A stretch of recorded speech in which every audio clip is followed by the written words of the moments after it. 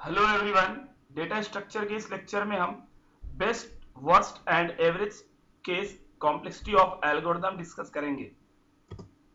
Best worst and average case complexity to understand the notions of the best worst and average case complexity, one must think about running an algorithm on all possible instances of data that can be fed to it. For the problem for the problem of sorting, the set of possible input instances consists of all the possible arrangements of all the possible numbers of keys. Best worst और average case complexity को समझने के लिए हमको पहले किसी algorithm को, किसी प्रोग्राम को दिए जाने वाले इनपुट के जितने पॉसिबल केसेस हैं सबको समझना पड़ेगा। जैसे मान लीजिए मेरा एक सॉर्टिंग एल्गोरिदम है, तो सॉर्टिंग एल्गोरिदम को मैंने एक एरे ऐसा पास किया जो एरे ऑलरेडी सॉर्टेड था, तो मतलब हमारी जो एल्गोरिदम है वो एक बार में ही सॉर्टिंग कर देगी, मतलब उसको मैक्सिमम टाइम लूप चलाने की जरूरत नहीं पड़ेगी। ऑलरेडी सॉर्टेड एरे है, एल्गोरिदम लेगी और उसको एज इट इज रिटर्न कर देगी। एल्गोरिदम को कोई सरदर्द नहीं लेना पड़ेगा। लेकिन अगर हमारा जो एरे है वो एकदम रिवर्स ऑर्डर में है, उसको मुझे डिसेंडिंग ऑर्डर में सॉर्टेड और मुझे असेंडिंग में करना है, तो उसको maximum number of instruction execute करने पड़ सकते हैं। या मेरा जो एरे है वो कुछ रैंडम है और कुछ अरेंज है, तो वो दूसरा केस हो जाएगा।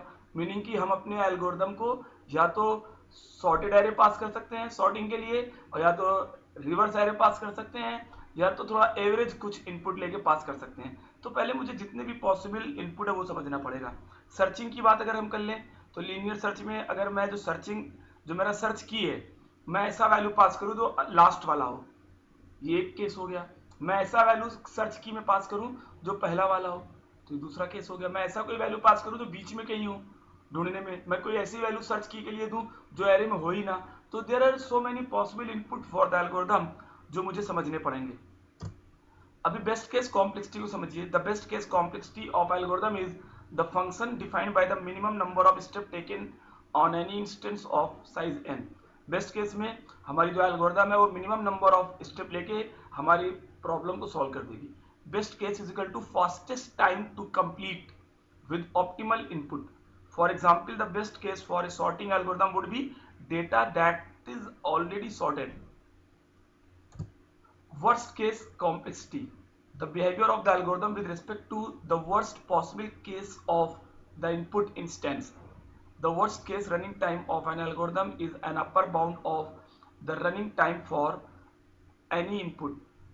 Knowing it gives us a guarantee that the algorithm will never take any longer.